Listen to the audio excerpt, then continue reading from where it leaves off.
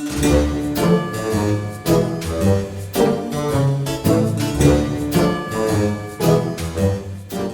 the years, we've had quite a few requests for more information about our haunted radio prop.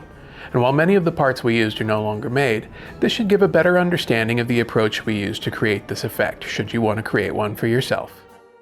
It was really important to me that the radio looked the correct age for our display, which is early 20th century.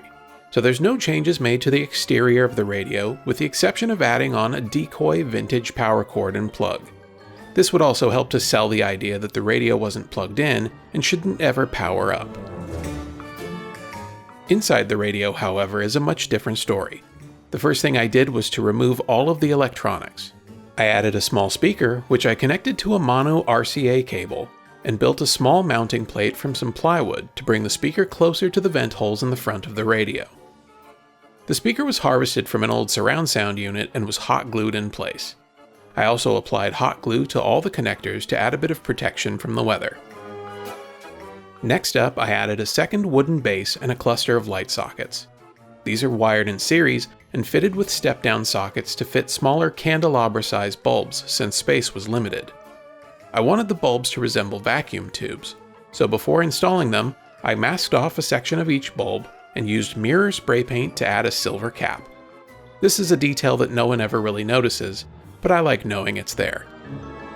What creates the animation is a relic of Halloween past. This special FX unit, otherwise known as a light organ, that automatically converts an audio signal into rhythmic light effects with a series of inputs and outputs on the back of the unit. Now that I've identified all the parts, let's take a look at how it's wired up.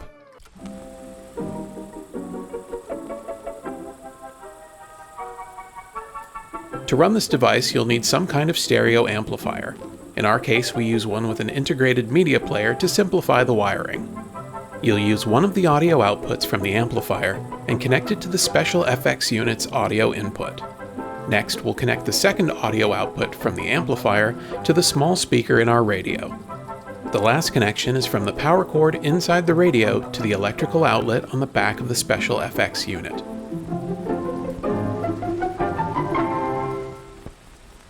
While the special FX unit is no longer made, you may find them on eBay from time to time. If you're looking for a more readily available approach, and you're comfortable with a soldering iron, there are other options available like the Velaman MK186 LED light organ kit, which I've used and works great. It's also great for creating other sound-activated effects. Well, that's going to do it for this video. I hope you enjoyed this little behind-the-scenes look at one of our most beloved effects. Subscribe, like, and comment. And as always, go out and make something.